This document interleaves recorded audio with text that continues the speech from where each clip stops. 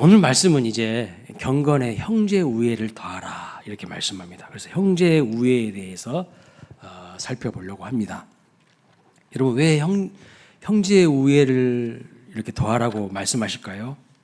왜요? 간단합니다. 형제 우애하지 않기 때문이죠. 형제 우애가 다 깨져 있기 때문입니다. 여러분 인생에서 누구랑 가장 많이 싸우십니까? 우리가 인생을 살아가면서 누구랑 가장 많이 싸울까요? 나하고 가장 가까운 사람하고 많이 싸워요. 그래서 형제 자매랑 많이 싸워요. 나와 상관없는 사람들과 안 싸우죠. 나와 가까운 가족들과 많이 싸우고 다투고 하는 거 아니겠습니까? 가끔 언론에 돈 많은 재벌과 그 형제들이, 자녀들이 재산 다툼을 벌이는 것을 보게 됩니다. 제가 오늘 말씀을 준비하면서 한번 검색을 해봤어요. 그랬더니요, 삼성과 현대, 두산, 또 롯데, 한진, 전부 이 대기업들 있잖아요. 다 형제들이 재산 때문에 다 형제들이 다투어요. 사이가 안 좋아요. 와, 놀랐어요. 돈 많아서 의가 좋아지고 형제가 우애한 게 아니라 서로 좀 더 가겠다고 막 싸우는 것이 심각하더라고요. 그래서 피는 물보다 진한데 그 위에 돈이 피보다 더 진하다는 말이 나옵니다. 돈이 피보다 진해. 자, 우리나라 역사를 보면요, 형제 간에 얼마나 피 터지게 싸웠는지 몰라요. 그 권력을 쟁취하려고. 조선시대에 1398년 1차 왕자의 난이 있었거든요. 태조 이성계의 후계자 자리를 놓고 이방원이요, 쿠데타를 일으켰어요. 이방원은 5번째 아들이야. 그러니까 따지고 보면요, 될 가능성이 없는 애인데 쿠데타를 일으켰어요. 이게 1차 왕자의 난입니다. 그리고 그러니까 이방우가 세자였는데요. 동생인 이방원이 후계자 자리를 차지하기 위해서 쿠데타를 일으킨 거예요. 그리고 1400년에는요, 2차 또 왕자의 난이 있었어요. 실질적인 권력을 이방원이 잡고 있었는데 그 동생인 이방관이 그게 불만을 품어서 또 쿠데타를 일으킨, 일종의 정치 쿠데타를 일으킨 사건이 2차 왕자의 난입니다. 그러니까 여러분 보세요. 그 권력을 차지하기 위해서, 그 재산, 물질을 차지하기 위해서 형제가 뭐가 없는 거예요, 그냥. 이게 죄인들의 모습인 거죠. 헤게모니를 잡으려고 끊임없는 힘겨루기와 권력 투쟁, 이게 끊이지 않는 것입니다. 급기야 우리 민족이요, 하나 되지 못하고 지금도 남한과 북한이 한 형제인데 총뿌리를 겨누고 있잖아요. 우리나라 정전된 거 아닙니다. 휴전 상태예요. 언제든지 전쟁이 일어날 수 있어요. 하나님이요, 은혜로 지금 붙들어 주시니까 전쟁이 일어나지 않는 것이죠. 까딱 잘못하다가는요, 전쟁이 일어날 수 있어요. 선거 때만 되면 지금도 막 여러분 그 선거 뭐 판세 분석 막 이런 거 하잖아요. 응? 그러면 어떻게 이렇게 동쪽과 서쪽이 다 갈라져 있는지 몰라요. 저 동쪽은 빨간 물결이, 동쪽은 그렇고 서쪽은 뭐 파란 물결이 딱 갈라져 있잖아요. 한 피 아닙니까? 한 형제 아닙니까? 근데도요, 서로 화해 못해요. 계속 적으로 생각하고 있어요. 분열되어 있다는 것을 누구도 부인할 수 없습니다. 그래서 형제 우애와는 거리가 먼 우리들의 일그러진 모습을 우리는 지금도요, 쉽게 찾아볼 수가 있어요. 성경에도 보니까요, 이런 사례가 아주 그냥 엄청 많더라고요. 제가 곰곰이 찾아봤더니 많은 인물들이 있는데 대부분요, 형제 자매 관계가 좋지 않아요. 최초로 형제 관계가 안 좋은 사람이 누구입니까? 아담과 하와의 아들 가인과 아벨이에요. 가인이요, 아벨을 쳐 죽여요. 그것도 예배 드리다가 시기 질투가 발동해가지고 그놈의 시기 질투가 문제예요. 나보다 누가 조금 더 뛰어나면요, 그거 절대 못 보지. 끌어내려야지 직성이 풀리지. 예? 그게 죄인의 마음이거든요. 죄인들의 마음이에요. 그 끌어내리고 죽여버렸어요. 예. 여러분, 아브라함의 아들 이스마엘과 이삭이요, 서로 사이가 안 좋아요. 이스마엘이 먼저 태어나잖아요. 아브라함이 하나님의 때를 기다리지 못하고 인간적인 방법으로, 세상적인 방법으로 머리 굴리고 해가지고 이스마엘 낳았는데, 그 이스마엘이요 계속 이삭을 괴롭히는 거야. 그래서 어떻게 됩니까? 결국에는 그 이스마엘과 그의 어머니 하갈이요 집에서 쫓겨납니다. 그리고 이삭의 두 아들 에서와 야곱은 서로 사이가 좋았습니까? 안 좋아요. 형 에서를요 야곱이 속여요. 그래서 장자권을 딱 빼앗죠. 알고 보니까 형이 속은 걸 알게 되고 이제 동생 야곱을 죽이려고 해요. 그래서 도망갑니다. 외삼촌 라반의 집으로 그냥 엄청나게 막 달려가요. 네. 그래서 라반의 집에 도주하는데 거기서 20년 살거든요. 근데 외삼촌 집에 가봤더니 거기에 외삼촌의 두 딸이 있어. 레아와 라헬. 근데 얘네들도 사이가 안 좋아. 얘네들도 서로 라이벌이야, 라이벌. 네? 서로 경쟁하는 사이라는 말입니다. 창세기에 보면요, 야곱의 이제 아들들이 나오지 않습니까? 12아들들이 나오는데, 여러분, 사이가 안 좋아요. 야곱의 아들들이요, 동생 요셉을요, 노예로 팔아버려요. 원래는 죽이려고 했어요. 왜 죽이려고 했습니까? 시기 질투예요, 그것도. 아버지가 요셉을 너무 아끼고 사랑해요. 그래서 요셉한테 채색 옷을 딱 입혀주거든요. 다른 형제들한테는 그냥 일반 평범한 옷을 입혀주는데 요셉은 아버지가 너무 사랑했어. 거의 막둥이잖아요. 물론 요셉 동생 베냐민이 있긴 하지만 거의 막둥이나 마찬가지거든. 그러니까 요셉을 너무 사랑했어. 근데 형제들이 시기 질투해가지고 요셉을 죽여버리려고 했는데 요셉의 형 중에 유다, 넷째 아들 유다가 야 그래도 우리가 죽이지는 말자. 그래서 노예로 파는 거 아닙니까? 그러니까 요셉의 형제들이요 사이가 좋은 게 아니에요. 그 다음에 출애굽기로 넘어오면 모세가 있잖아요. 근데 모세에게는 형이 누굽니까? 아론이에요. 누나가 누구예요? 미리암이야. 근데 아론과 미리암이요 모세한테 들이받아요. 모세한테 들이받고 막 개판 싸웁니다. 왜요? 왜 모세만 지도자냐? 왜 모세만 권위자냐? 그 지도력에 들이받아요. 그러니까 모세를 세우신 하나님의 권위에 도전을 한 것이죠. 모세가 지도자 되고 싶어서 됐습니까? 하나님이 세우신 거거든요. 근데 그 모세를 깎아내리고 막 끄집어 내리려고 해. 그러니까 그것은 하나님의 권위에 도전을 한 것인데 그러다가 하나님의 징계를 받아가지고 모세의 누나 미리암이요 문둥병 걸려버려요. 나병 걸려버려요. 그리고 여러분 잘 아시는 다윗, 이새의 아들이었던 다윗과 그 형제들은 그럼 사이가 좋았습니까? 안 좋아요, 사이가. 다윗이 아버지 심부름 명령을 받아가지고 형들이 전쟁터에 나가 있으니까 잘 있는지 한번 형들 좀 보고 와라. 아버지가 걱정돼서 심부름 보냈어요. 그래서 도시락을 정성껏 준비해가지고 먼 거리에 있는 전쟁터에 나가 있는 형들 만나러 갑니다. 면회하러 가요. 근데 딱 도착했는데 큰형이 뭐라 하죠? 야, 너 양들은 안 돌보고 왜 왔냐? 네 완악함과 네 교만한 마음을 내가 알고 너는 전쟁을 구경하러 왔다고 막 험담을 하는 거예요. 아, 네가 이렇게 아버지 심부름 받고 고생해서 그 도시락 들고 여기까지 왔구나. 참 고맙다. 부모님 잘 계시냐? 이런 게 아니에요. 너 뭐하러 여기 왔어? 너는 교만한 놈이야. 네가 지금 전쟁 구경할 때야 지금? 막 이런 식으로 비하했다는 거예요. 험악한 말을 해요. 예. 형들이 말을 곱게 하지 않습니다.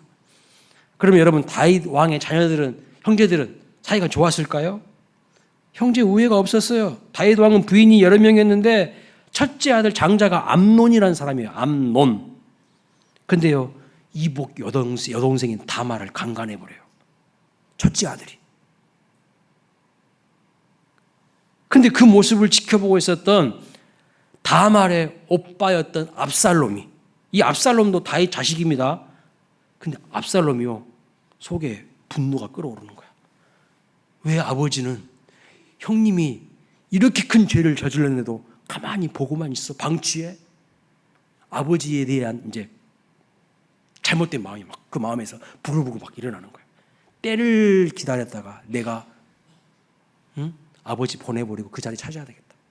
저런 왕이 무슨 왕이야? 막 이렇게 생각한 거예요. 그래서 압살롬이 쿠데타 일으켜요.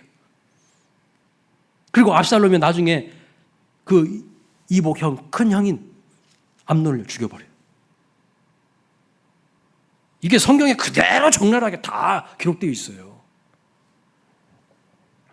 그리고 압살롬이 나중에 요압 장군에게 의해서 처참하게 살해를 당합니다. 복음서에 보면요, 신약으로 넘어와서 복음서에 보면 탕자가 있잖아요. 탕자가 집 나가서 화랑방탕하게 생활하다가 아유, 내가 잘못했구나. 그래, 아버지밖에 없지 하고 아버지 집으로 돌아오는데요. 제일 돌아온 것을 반기지 않는 존재가 누굴까요?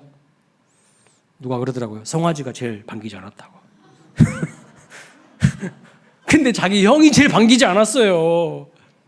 집안에 있는 탕자가 문제야. 집안에 있는 탕자. 여러분, 우리는 집안에 있는 탕자 아닙니까 혹시? 새 가족이 딱 오면은요, 견제해. 어떤 교회는 막 그러더라고, 진짜. 새 가족이 왔는데 막 교회 일을 열심히 하는 거예요. 충성스럽게 하는 거예요. 그러니까 기존 성도들이 막 견제해버려. 못하도록. 와. 그래서 시험에 들고 다시 가, 그냥.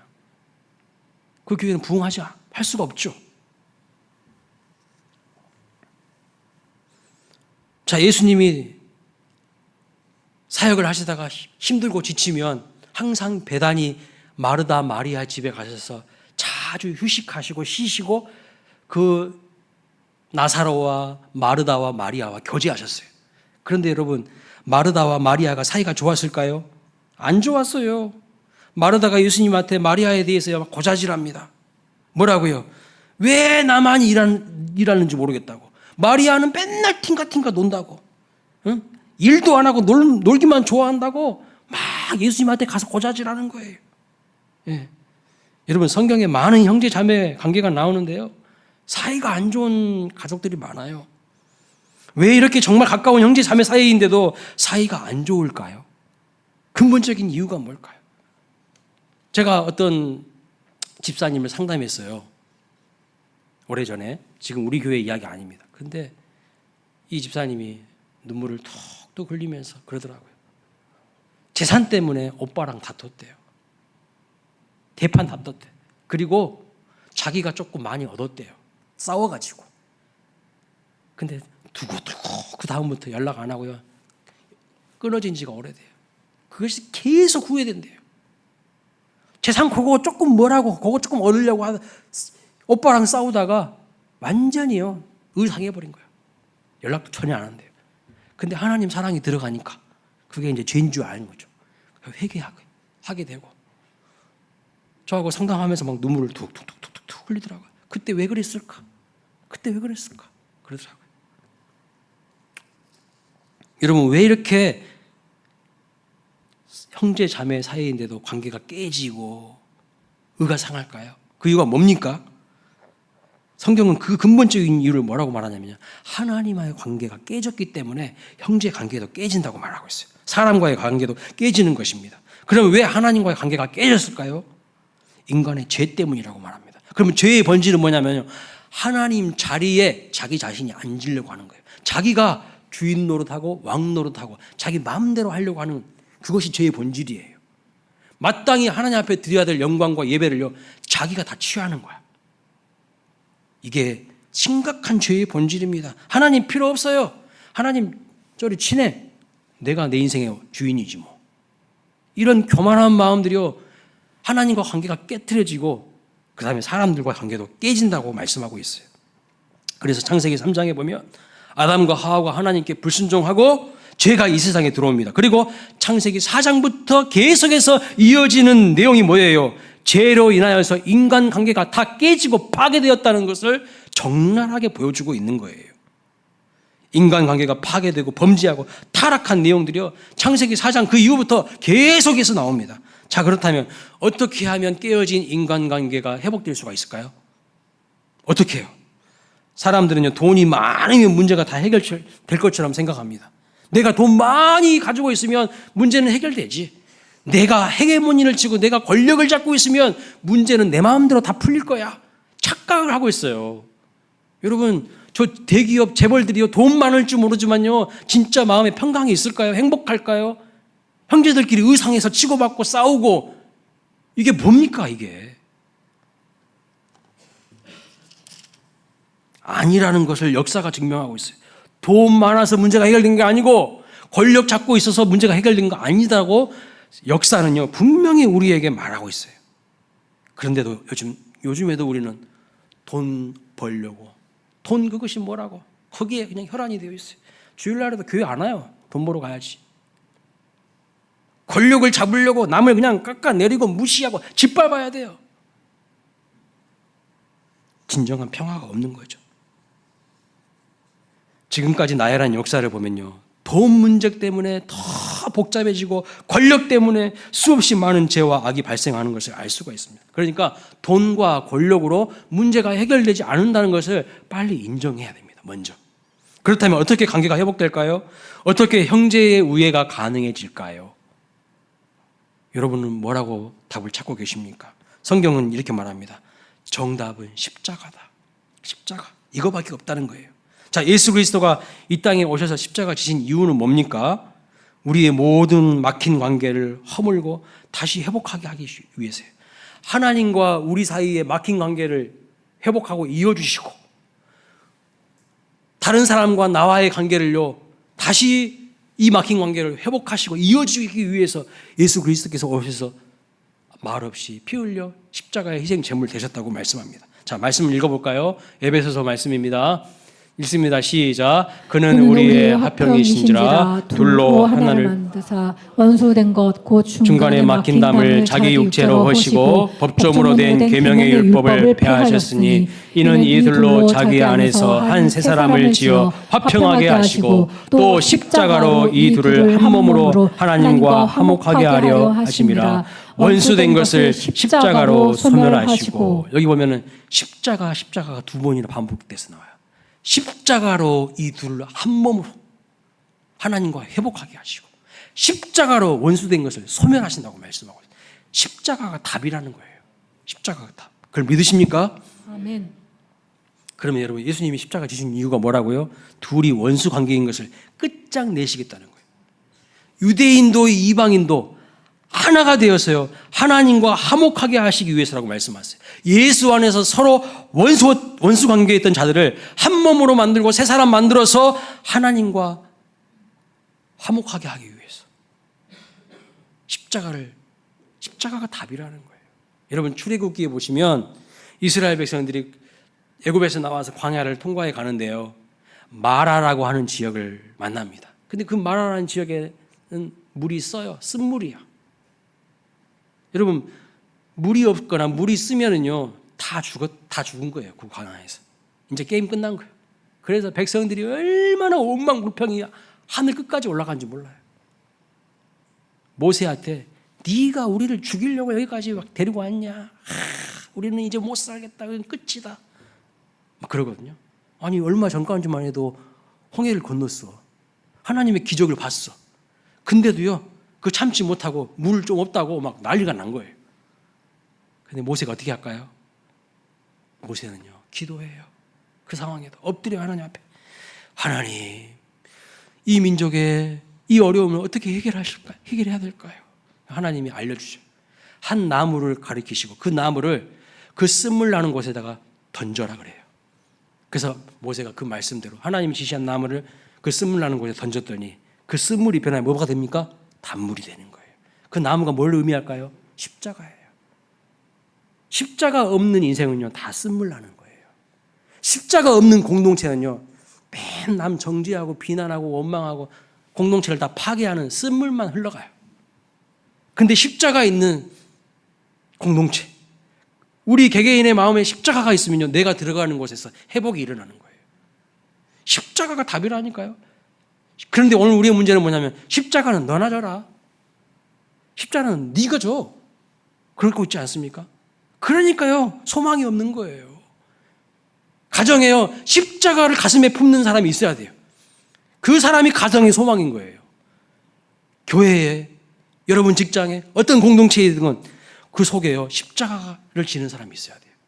그 사람이요. 진정한 소망이에요. 진정한 평화는 십자가에서 이루어지는 겁니다. 십자가 없는 곳에는요. 평화가 없고 진정한 안식도 없고 쉼도 없어요. 끊이지 않는 분쟁과 갈등과 다툼이 발생하는 겁니다. 십자가 없는 것에는요. 끊임없는 남을 향한 정죄만 난무하는 거예요. 비난만 난무하는 겁니다. 우리 심령 깊은 곳에 주님의 십자가가 바로 세워져 있기를 주님의 이름으로 축복합니다. 나를 위하여 피 흘려 죽으신 예수 그리스도의 그 십자가가 내 마음 깊은 곳에 자리 잡고 있는 사람은요. 화평을 위해서 헌신하는 사람이 되는 거예요. 근데 왜 화평하지 못한지 아세요? 십자가가 없으니까요. 자기 자아가 살아있어요. 자기 체면이 살아있어요. 자기 꼬라지가 살아있어요. 그러니까요. 누가 한마디 하면 못 참아요. 들이받아버려야지. 예? 근데 십자가가 있는 사람은요. 참아요. 왜요? 예수님이 십자가에서 참으셨잖아. 예수님이 나를 위하여서 나 같은 죄인을 위해서 십자가에서 참으사 그 고통 당하신 것을 아는 사람은요. 예수님이 나를 위해서 피 흘린 것을 아는 사람은요. 누가 좀 나에게 서운한 소리 해도요. 참아요. 주님도 참으셨는데 내가 뭐라고. 근데 자기 자아가 시퍼렇게 살아있어요. 내 마음속에 하나님이 없어요. 자기가 마음의 왕자에 턱하니 주인 노릇하고 왕 노릇하고 앉아있어요. 그러니까요. 못 참는 거죠. 요한일서 4장 20절 21절 말씀 보겠습니다. 시작. 누구든지 하나님을 사랑하노라 하고 그 형제를 미워하면 이는 거짓말하는 자니 보는 바 그 형제를 사랑하지 아니하는 자는 보지 않는 바 하나님을 사랑할 수 없느니라. 우리가 이 계명을 주께 받았나니 하나님을 사랑하는 자는 또한 그 형제를 사랑할지니라. 아멘. 마귀는요 우리를 대립하고 분열하게 하고 갈등하게 하고 그렇지만 예수의 영이신 성령은요 우리를 하나로 묶어주시는 분입니다. 그래서 에베소서 4장 3절에 보면 성령이 하나 되게 하신 것을 힘써 지키라 이렇게 말씀하고 있어요. 성령은 우리를 하나로 묶어주시는 분이에요. 성령은 우리가 서로 사랑하게 하시는 분입니다. 그래서 성령의 9가지 열매 중에 핵심이 뭐예요? 사랑이에요.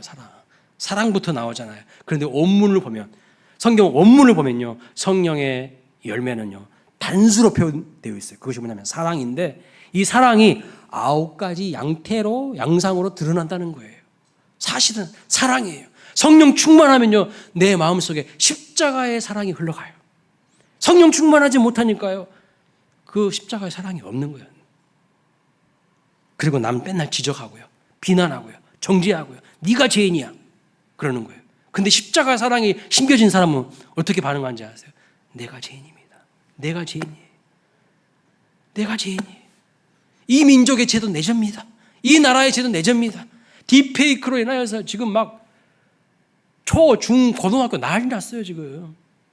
근데 저는 그 모습을 보면서 내 죄입니다. 내 죄예요 하나님. 우리 교회의 죄예요. 우리 성도들이 기도하지 않은 죄예요. 이런 생각이 들더라고요. 그들만의 문제라고 하면요 그 십자가를 모르는 사람이에요. 그래서 성령 충만함으로 마귀의 종로를 타지 않고 화평을 이루어가는 사람을 살아가시기를 주님의 이름으로 축원합니다. 성경에 보니까요 대단한 경건한 사람의 이야기가 나옵니다. 대단한 경건을 갖추고 있어요. 그런데 예수님이요 그 사람을 책망하셨어요.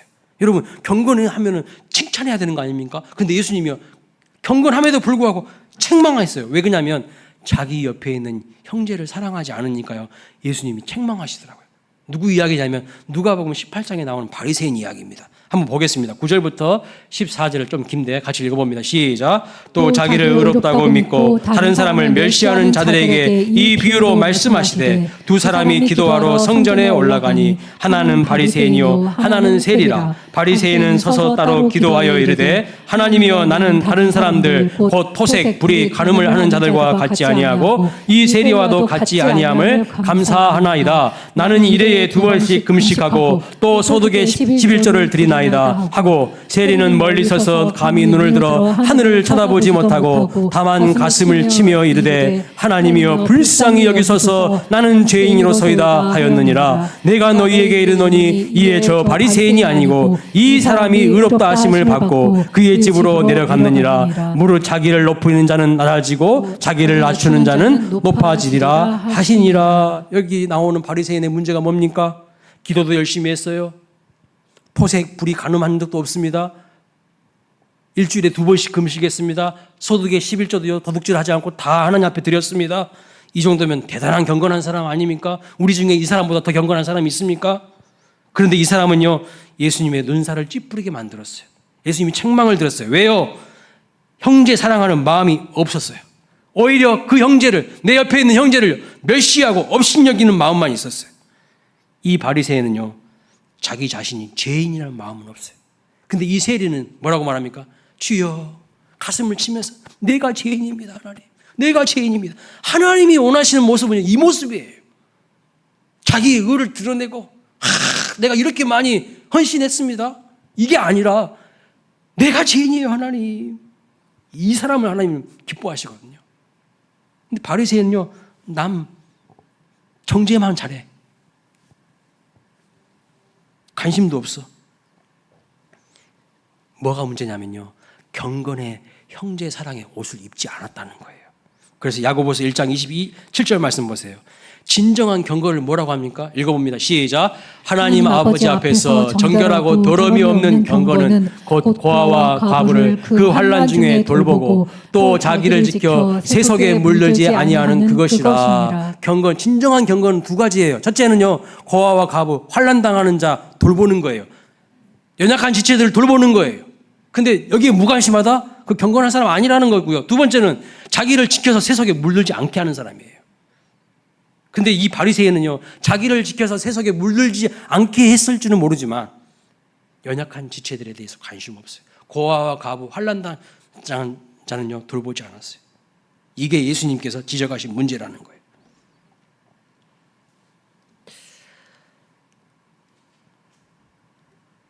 바리새인은 세속에 물들지 않도록 자기를 지키는 것은 잘했습니다. 그러나 자기 죄진됨을 인정하면서 하나님 앞에서 가슴을 치며 울고 있는 세리에게는 관심이 없어요. 형제 사랑을 잃어버린 거죠. 여러분, 때로는요, 잘못된 경건이 공동체를 파괴하더라고요. 전통이라는 이름으로, 경건이라는 이름으로 사람을 죽이더라고요. 경건이 형제 사랑의 옷을 입지 않으면 그것은 잘못된 경건이 되고요. 그것이 무기가 되어서 수많은 사람들을 정죄하고 죄책감을 불러일으킬 수 있습니다. 우리 교회에 저 같은 목사님이나 또는 장로님, 권사님, 중직자들과 어른들이 잘못된 경건을 전통이라는 이름으로 강요하면요, 그 공동체는 죽어가요. 잘 들으세요. 경건의 형제 사랑이 더해지지 않으면요, 그 공동체는 죽어요. 최근에 한 형제가 저를 찾아와서 상담했습니다. 이 형제 지금 다른 교회에 다니고 있는 형제인데 그 교회 청년부 수련회 갔대요. 그런데 그 교회 장로님이 청년부 수련회 특강을 하셨는데 이렇게 이야기했대요. 청년부 수련회 특강하면서, 야, 너희들 반바지 입고 오지 마. 그랬대요. 그 이야기를 저한테 해주더라고요. 여러분, 이게 복음입니까? 율법입니까? 또 다른 율법으로 정죄하는 거예요. 교회의 어른들이나 중직자들이 성경적인 가르침과 기준이 아닌 그들의 기준으로 죄라고 여기고 야단치고 혼내기 때문에 정차 청년들이 교회에서 사라집니다. 물론 우리 교회에 이런 어른들 없어요. 우리 교회 어르신들은 다 좋아요. 예.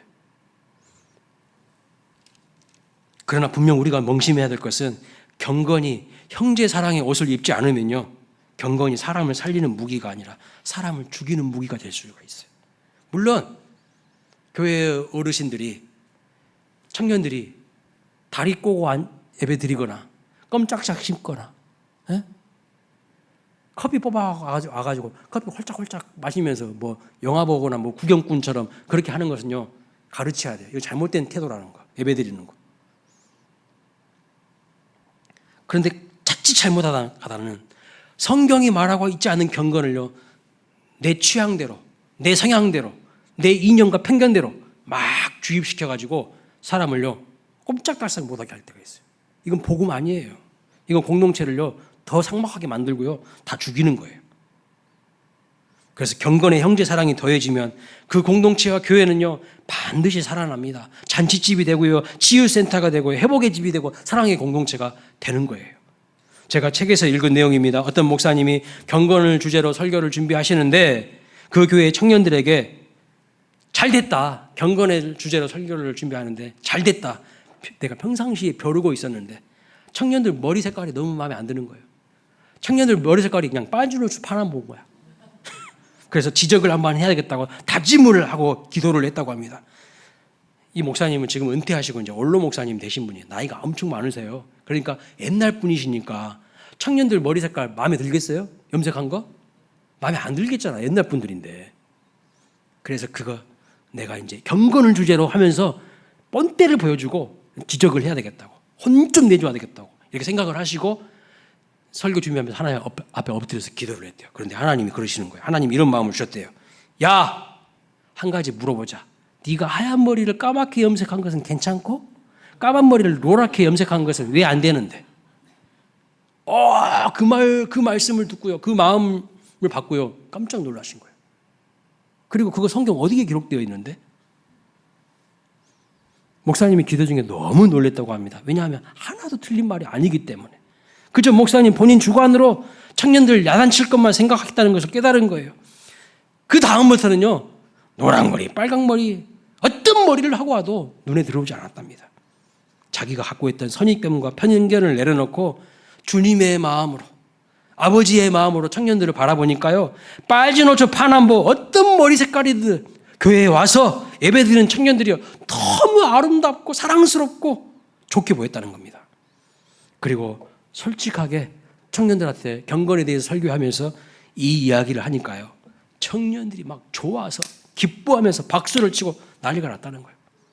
그리고 그 교회가 가면 갈수록 부흥하고 성장했다고. 그런 이야기를 제가 책에서 봤어요. 여러분 경건은 뭡니까? 내가 안 하니까 너도 하지 마. 이게 아니에요. 내가 여행 안 가니까 너도 여행 가지 마. 그거 경건 아니라고. 그 잘못된 건 경건이라고. 내가 세운 경건이 성경적인 경건이 아니라 그저 내가 좋아하는 스타일, 성향일 수도 있어요. 나의 선입견이고 편견일 수도 있습니다. 아무리 좋은 경건도요. 형제 사랑의 옷을 입지 않으면 그 영혼 살리는 것이 아니라 영혼 죽이는 무기가 될 수가 있어요. 잘 아셔야 돼요. 실제로 미국에 가면요. 지금도 흑인들만 모이는 교회 있고요. 백인들만 모이는 교회 있어요. 어디 교회가 흑인들만 모이는 교회가 있을 수 있습니까? 백인들 못 들어오게 해요. 백인들 모이는 교회는요. 흑인들 못 들어오게 해요. 여전히 이념과 인종차별의 벽을 허물지 못하고 여전히 서로를 정죄하면서 다른 인종을 오지 못하게 하는 것이 과연 교회일까요? 예배당 꼭대기 위에는 십자가 세워놓고 안에서 벌어지는 행태는요. 전혀 주님의 뜻과는 거리가 먼 일들이 벌어지고 있어요.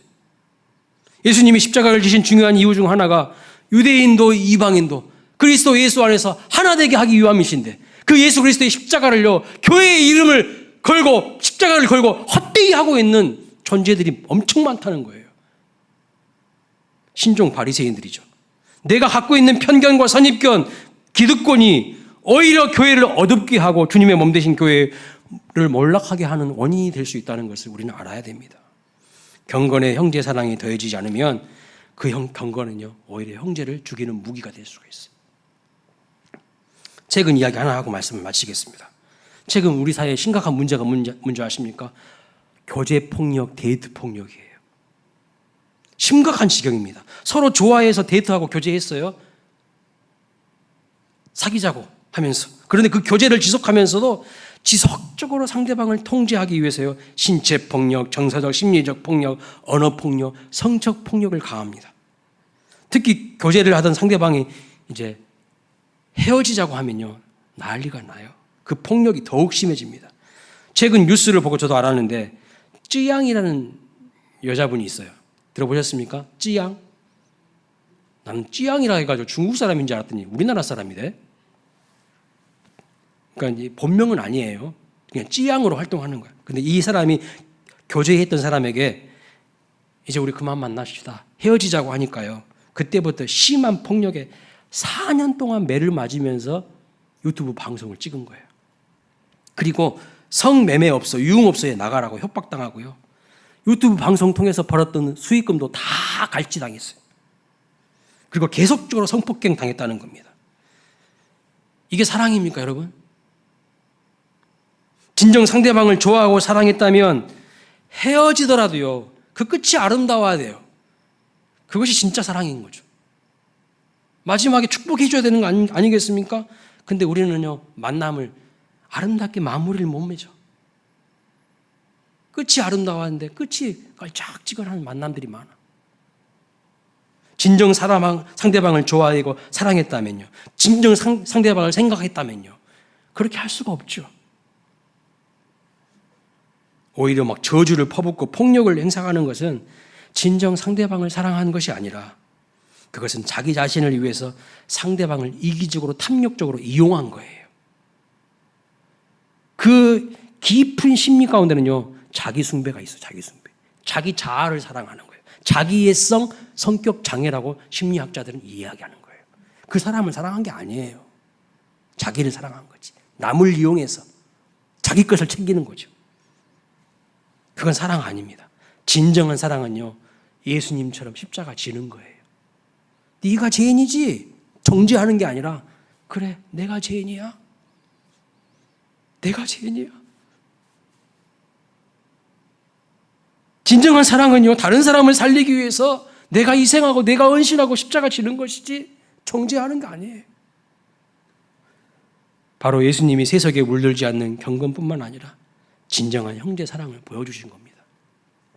그 예수의 영이신 성령께서 우리 마음 가운데서 성령 충만함으로 역사하실 때에 우리도 이기적인 사랑이 아니라 진정한 사랑을 할 수 있어요.